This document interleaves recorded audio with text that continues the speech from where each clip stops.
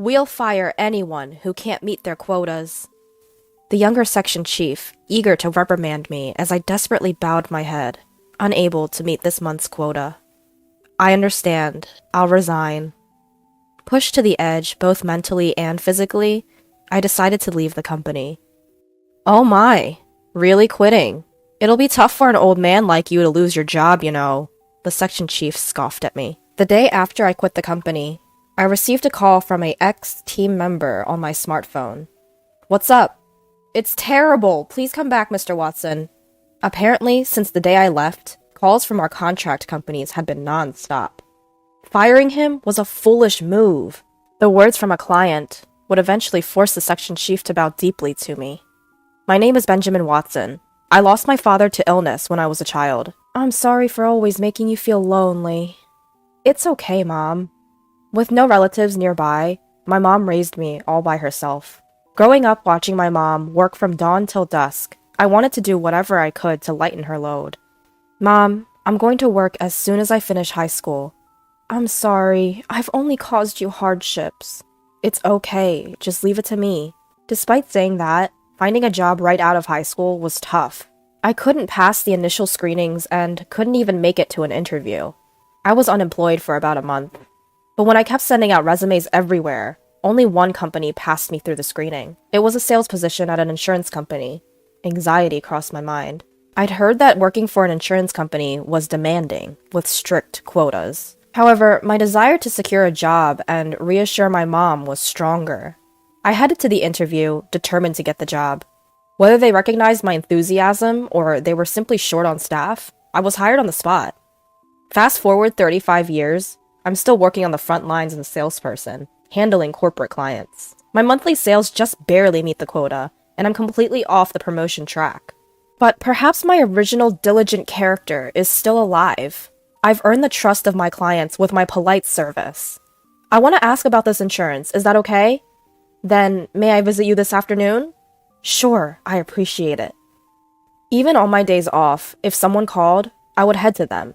My sole intention was to alleviate their concerns as much as possible. Mr. Watson, are you taking enough time off? Well, yeah. You say that, but you're probably not, right? It's unfair that clients have days off, but it seems like salespeople don't. But not knowing things can be unsettling, so it can't be helped.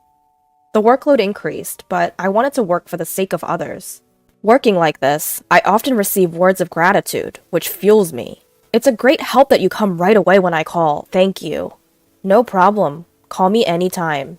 However, my work style was disliked by one of my boss.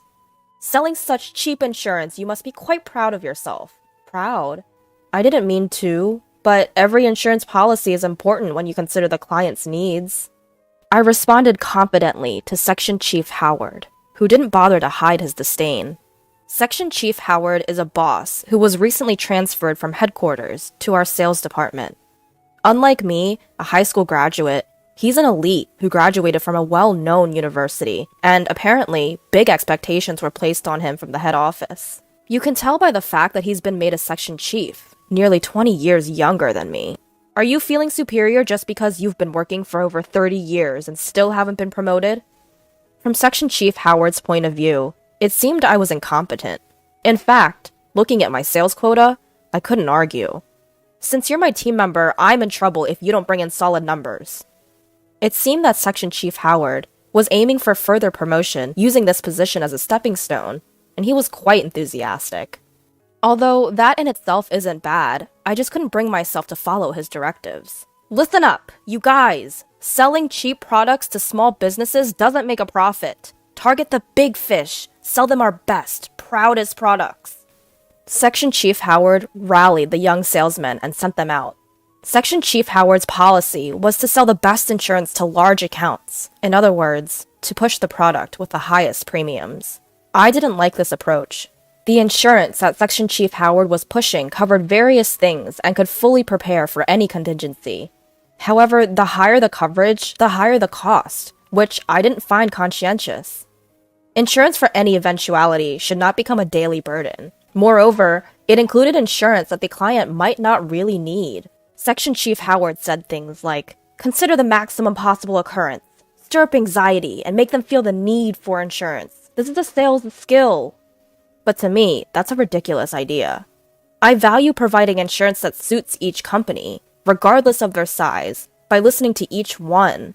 Because of this, it takes time, and I end up working late every day, but it's necessary to get their understanding. Section Chief Howard disregarded this. Your way of working is really inefficient. Sell more quickly and earn more. Sorry. While apologizing, I ignored Section Chief Howard and I continued my way. Even though I was going against my boss, I couldn't confidently say that my way was absolutely right. Are you listening to me? Huh? What did you say? I had been neglecting my time with my family. Coming home late every night, I had almost no time with them. Exhausted from work, I was always inattentive to what my wife said. I just want to spend more time with you. I'm sorry, I'm just tired from work. On your days off, you should really rest. I'm worried about your health. My wife was unhappy about the limited time we spent as a family. Even though I was supposed to be working for my family, they were voicing their dissatisfaction. Is this really okay? I was constantly questioning myself. And then my way of doing things hit a wall. Oh my, you couldn't meet your quota. I'm very sorry. I couldn't meet this month's quota. Section Chief Howard took this opportunity to scold me as I desperately apologized. Mr. Watson, do you think you can make up for it next month? Well, if the quota isn't met, the shortfall for this month must be added to next month's. As I'm barely meeting the quota as it is, the possibility of making it seemed incredibly low. If you can't, maybe you should consider becoming part-time? Part-time? Can there really be a part-time salesman? While I was confused, Section Chief Howard smirked. If you don't want that, then you're fired. I was declared fired. Fired. However, when I said it out loud for some reason, the word went down easily. I can't say I have no regrets about my current job, but haven't I been working hard, even cutting into my family time? I thought it might be good to accept being fired and treasure the family time I hadn't had until now. I pictured my wife's face. Understood, I'll resign. Oh my, really quitting? It's going to be tough for an old man like you to lose your job. Section Chief Howard continued to say things, but I bowed my head and returned to my seat. Having worked here for a long time since graduating high school, I would probably have to hand over my tasks. I started the process of resigning. That day, unusually, I came home on time. When I opened the front door, my wife, with a surprised look on her face, greeted me. At first she looked puzzled, but then she broke into a smile. You're home early today. Dinner isn't ready yet. Could you wait a bit? Ah, thank you. This might have been the first time I really watched my wife cooking since we got married. I realized how much of my time had been consumed by work. Well, I've decided to quit my job. I see. My wife didn't ask for details when I told her I was resigning. The next day, I submitted my resignation to Section Chief Howard. He had a broad smile on his face. It seems like he was pleased. Please, get the handover done quickly. Understood. I cleaned up my desk and explained my responsibilities to the person taking over. Until I quit, I visited clients together with my replacement. What? Mr. Watson, you're quitting? Yes, well, there were many clients who tried to persuade me to stay, but I politely said my goodbyes. And then a month later, I left the company. Leaving the company I'd worked at for so long was sad, but my heart felt light. My wife seemed to be in a good mood, even though I was now unemployed. You're not worried, even though I'm unemployed? Not at all. I was more worried that you were working too hard and might collapse one day. My wife had always been worried about me. I had been working so much that I made her worry. Why not? You've worked hard up to now. It's okay to take a break. Right. Thanks for always worrying about me. How about we go on a trip? We have plenty of time now. That sounds great. Let's go to a hot spring to heal from years of exhaustion. My wife was very happy when I invited her on a trip. So, the next day, we quickly set off on a hot spring trip. However, while I was relaxing with my wife on the trip, I got a call on my smartphone from an ex-team member. What's up? It's terrible! Mr. Watson, please, come back! I was surprised at my ex-team member's panic, but I asked him to explain. He said that since the day I quit, the company has been getting non-stop calls from our contract partners. They all said they wanted to cancel the contract now that I've quit. So many calls were coming in that it was interfering with their regular work. Not just the calls, but if all these contracts are canceled at once, it will be a huge issue for the company.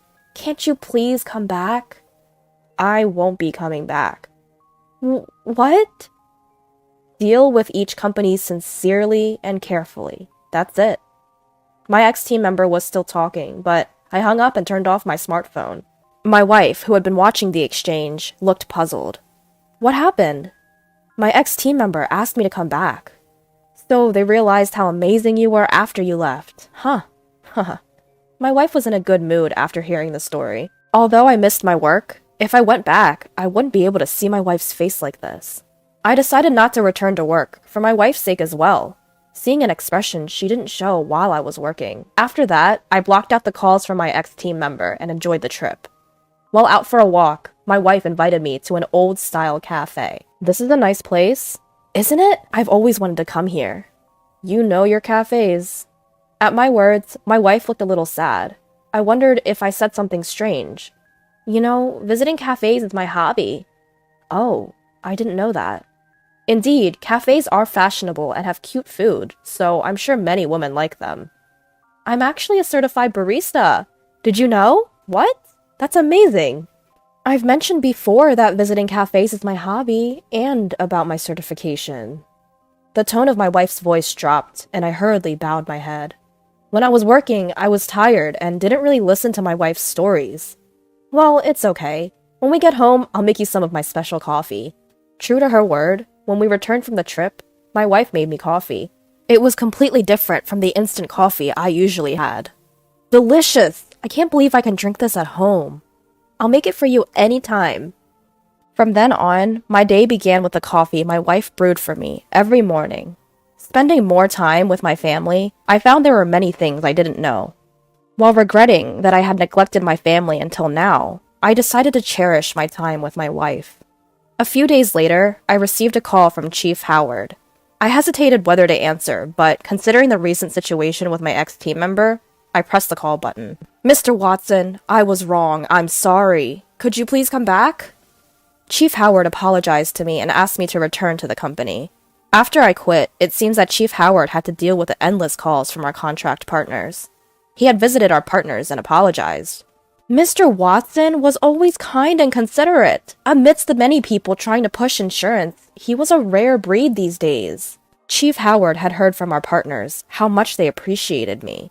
This wasn't just one or two companies. It was the same everywhere he went. Firing him was a foolish move. Strongly criticized, Chief Howard seemed to have deeply realized that his sales approach was wrong. Hearing the words of the customers conveyed by Chief Howard, I felt warmth in my chest. I was wrong. What the customers really needed was considerate service. You are good at observing customers. I want to learn the job from scratch, under you. Chief Howard was desperate. His tone had none of the condescending attitude from before.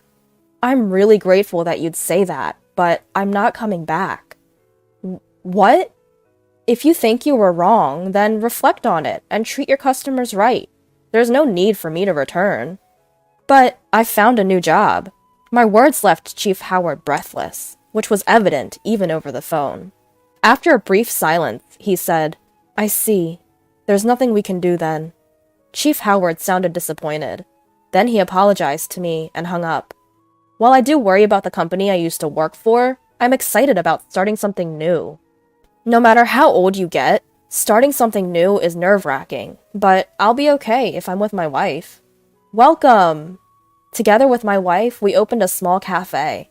When I was jobless, my wife shared a little dream with me. I want to work in a cafe I love while enjoying a relaxed life in my old age. So taking my resignation as an opportunity, we decided to chase my wife's dream together. The customers were mostly my wife's friends at first, but word spread, and now our business is quite thriving. With my experience in sales, I was good at serving customers. My wife enjoyed chatting with her friends while working and always seemed happy. Welcome! Mr. Watson? As I greeted a customer as usual, to my surprise, it was Chief Howard. Chief Howard widened his eyes when he saw me. I couldn't help but give a wry smile and led him to an open seat. Is this your new job? Yes, I started it with my wife. It seemed Chief Howard was in the middle of business. Probably he had some downtime and decided to stop by the cafe. He didn't used to visit sites much before, but it seems he's been back on the field since that incident. You look very happy now, Mr. Watson. Do I? Yes. After all, you always looked tired when you were at the company. Come to think of it, he might be right. I had felt guilty about not being able to spend time with my wife.